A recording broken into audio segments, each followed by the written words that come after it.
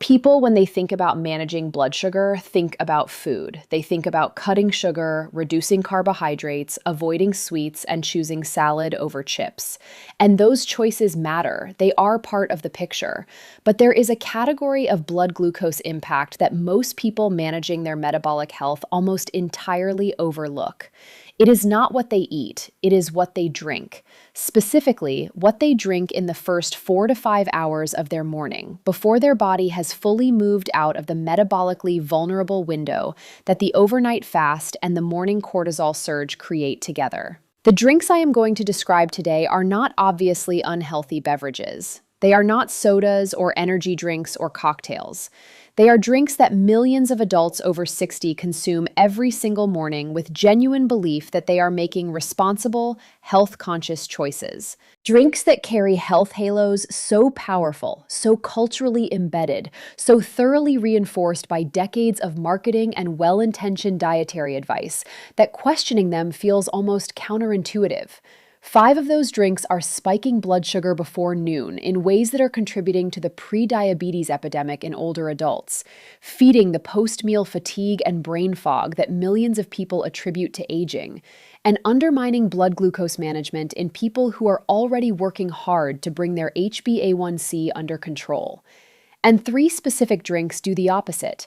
They provide the fluid, the taste satisfaction, and in some cases, the functional benefits that people are seeking from the 5 harmful ones, without the blood glucose consequences that are quietly undoing metabolic management in the first half of every day.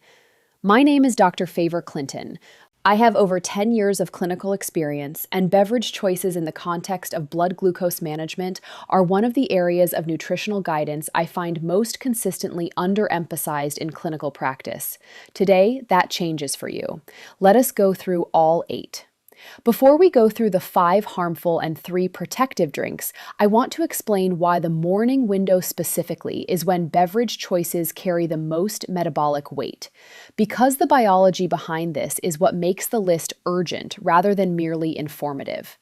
As we discussed in our last video on breakfast and blood sugar, the morning hours are characterized by what physiologists call the dawn phenomenon.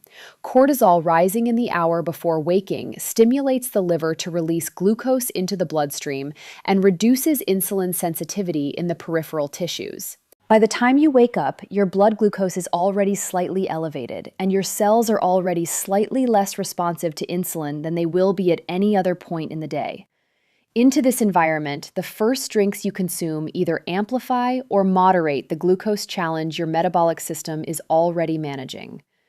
A drink that delivers rapidly absorbed sugar in the morning hits a system that is already glucose-loaded and insulin-resistant, producing a spike that is higher, faster, and more prolonged than the same drink consumed at 2 in the afternoon, when insulin sensitivity has improved and the cortisol surge has subsided. There is also the second meal effect operating in the liquid domain. A high-sugar drink consumed in the morning does not only spike blood glucose in the immediate hour after consumption, it influences the insulin dynamics and the appetite signaling that determine the glucose response to everything consumed for the next several hours. Starting the morning with a high glycemic drink sets a metabolic cascade in motion that typically does not resolve until well past noon. This is why the morning drink choices are not equivalent to mid-afternoon choices. They are made in a metabolic environment that amplifies their impact. And they are the drinks that most people consume most habitually and with the least critical awareness. That is the combination that makes this conversation urgent.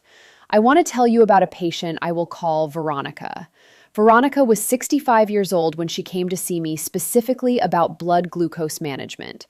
She had been diagnosed with prediabetes 4 months earlier, had made significant changes to her diet, had increased her physical activity substantially, and had been monitoring her blood glucose at home with a glucose meter that her GP had provided. She was confused and frustrated. Her fasting morning readings were consistently in the normal range, but the readings she took 2 hours after her morning beverages, before she had eaten any food, were consistently elevated above her fasting baseline in a way that did not make sense to her. She had not eaten anything. She had only drunk her morning beverages, and yet her blood glucose was measurably higher 2 hours after those beverages than it had been immediately upon waking. When she described her morning drink sequence to me, the explanation was immediately clear. She woke up and took a morning multivitamin with a glass of fortified orange juice. She then had her coffee with 2 teaspoons of honey, which she had substituted for sugar on the advice of a wellness website. Then she had a glass of a commercial probiotic drink that she had purchased specifically because it was marketed for gut health and contained live cultures. Every single one of those 3 morning drinks, the orange juice, the honey-sweetened coffee, and the commercial probiotic drink, contained significant amounts of rapidly absorbed sugar. Together, before Veronica had eaten a single bite of food, she had consumed approximately 60 grams of carbohydrate in liquid form. All of it absorbed within 45 minutes, all of it driving a blood glucose response in a metabolic environment already primed for maximum glucose impact by the dawn phenomenon. We changed her morning drink sequence entirely. Within 3 weeks, her post-morning beverage readings had normalized.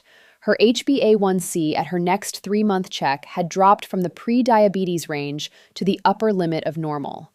She had made no other change to her routine in those 3 weeks, only her drinks. That is the impact this video is designed to deliver. We addressed this in the breakfast video, but it deserves its own section here because it appears so consistently in the morning routines of adults over 60 who are actively trying to manage their health. Commercial orange juice, apple juice, grape juice, cranberry juice cocktail, and every other fruit-based commercial drink share the same fundamental problem. The fiber that slows sugar absorption in the whole fruit has been removed. The sugar has been concentrated into a liquid format that is absorbed in minutes rather than hours. A 250 milliliter glass of commercial orange juice, approximately 1 standard serving, contains approximately 26 grams of sugar. It has a glycemic index that approaches that of table sugar. In the morning, when insulin resistance is at its daily peak, that 26 grams hits the bloodstream within 15 to 20 minutes of consumption. The blood glucose spike it produces is steep, rapid, and in people with any degree of insulin resistance, followed by a reactive hypoglycemia that drives hunger and fatigue well before lunchtime. The vitamin C content of commercial fruit juice does not compensate for the glucose impact. Vitamin C is available from whole fruit, from vegetables, and from supplements without the accompanying sugar load. If the reason you are drinking commercial fruit juice is nutritional, that nutritional need can be met more effectively and more safely by the food choices that do not produce a blood glucose spike at the start of your metabolically most vulnerable daily window. Coffee and tea themselves are not the problem. As we have discussed in the context of kidney health, green tea specifically carries documented protective benefits. Black coffee in moderate quantities has been associated with modest metabolic benefits in several large population studies. The problem is what most people add to their coffee and tea in the morning. 2 teaspoons of sugar in a morning coffee contains approximately 8 grams of rapidly absorbed glucose. 2 teaspoons of honey contains approximately 11 grams. A tablespoon of flavored coffee syrup can contain 15 to 20 grams. For someone who drinks 2 or 3 sweetened coffees or teas in the morning hours, the cumulative sugar from those beverages alone can equal the sugar content of a small dessert, consumed in the most glucose-sensitive window of the day, in liquid form that absorbs faster than any solid food. The specific challenge with morning sweetened coffee is that it is consumed gradually, in sips, over 30 to 60 minutes. This extended consumption pattern produces a sustained, low-level glucose trickle that keeps insulin elevated throughout the morning rather than producing a single spike and recovery. Chronically elevated morning insulin from sweetened coffee consumption is one of the most consistent patterns I see in patients whose HbA1c is elevated, despite what appears to be a reasonably controlled diet when food alone is considered. The practical solution is not to give up coffee. It is to drink it unsweetened or with a very small amount of milk or cream, both of which have a negligible effect on blood glucose compared to sugar or honey. The taste adjustment for most people takes approximately 2 weeks of consistent unsweetened consumption, after which the previous sweetened version typically tastes excessively sweet rather than pleasantly so. That taste recalibration is itself evidence of the glucose sensitivity recalibration happening simultaneously. This is the drink that produces the most surprise in my patients when I identify it as a blood glucose concern. Probiotic drinks are marketed primarily as gut health products. They contain live bacterial cultures that have genuine, documented benefits for gut microbiome diversity and digestive health. The category is legitimate. The specific commercial products most widely sold are not. Most commercial probiotic drinks available in supermarkets, including the small bottle formats and the larger smoothie-style versions, contain between 8 and 20 grams of sugar per serving. The sugar is added either for palatability or to provide a substrate for the bacterial cultures during shelf storage. From a blood glucose perspective, the probiotic bacteria content is irrelevant. The sugar is absorbed and the glucose spike it produces is identical to that of any other sugary drink.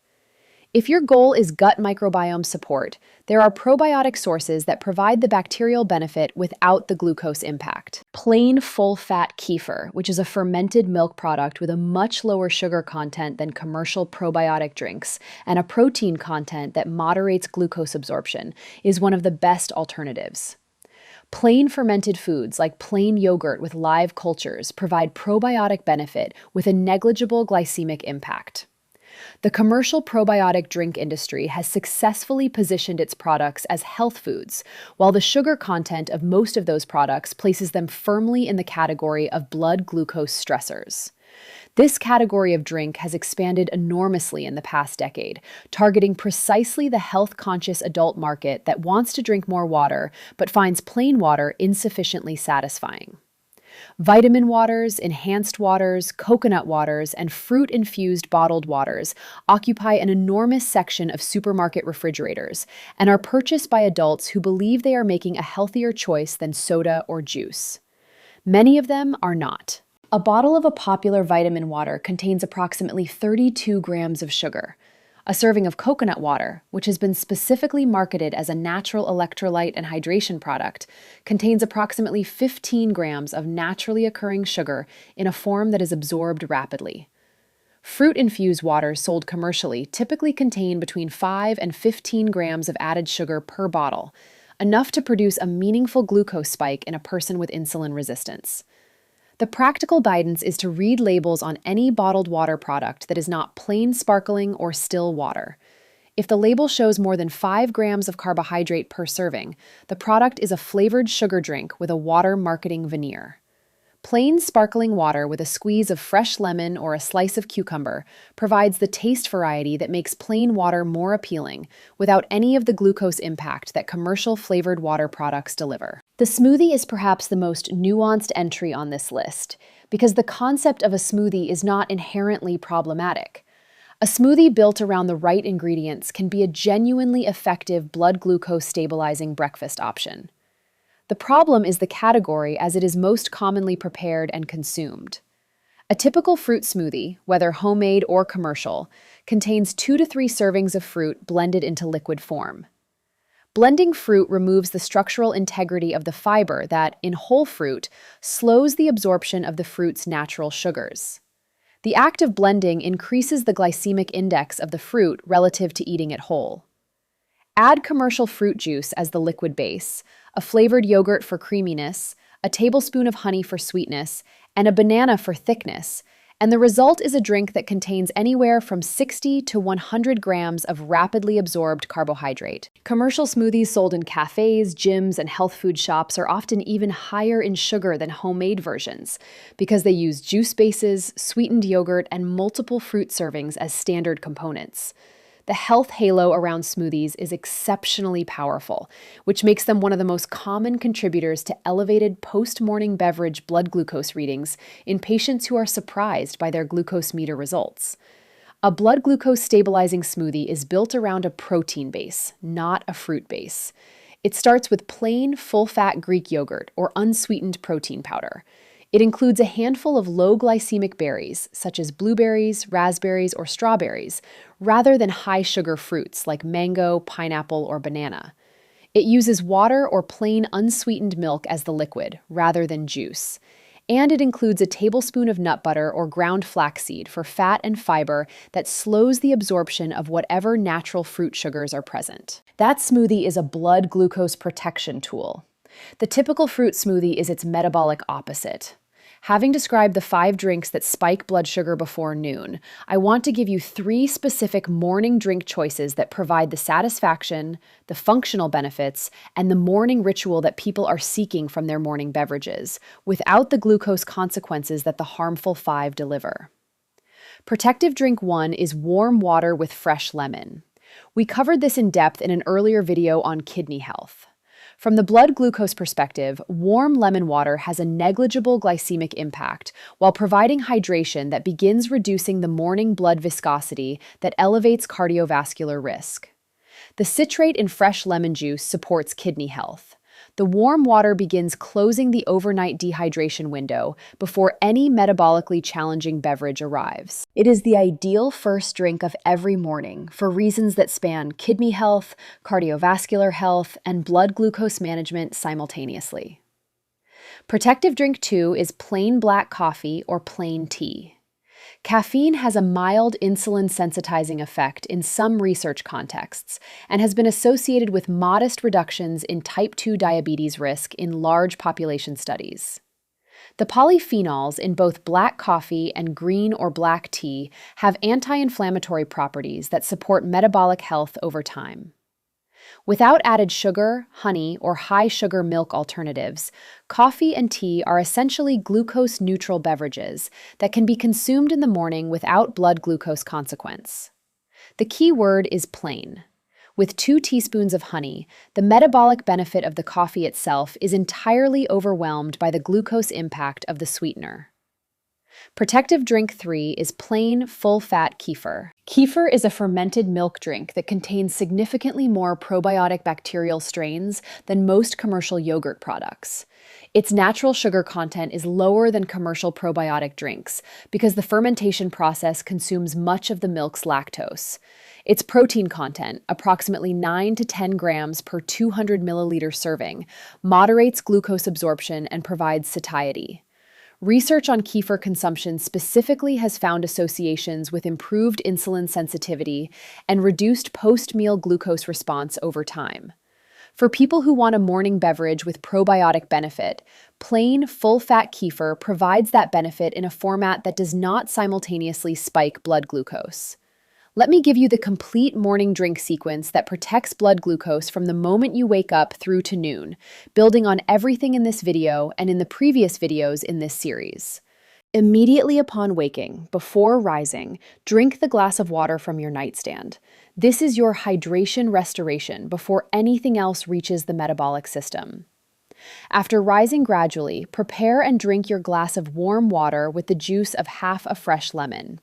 This is your kidney protection, blood viscosity reduction, and alkalizing morning intervention. When you are ready for your morning beverage, choose plain black coffee, plain black or green tea brewed from whole leaves, or plain full-fat kefir. No sugar, no honey, no commercial sweeteners. With breakfast, if you choose a smoothie, build it on the protein-first principle described above. If you choose a hot drink alongside your meal, keep it plain.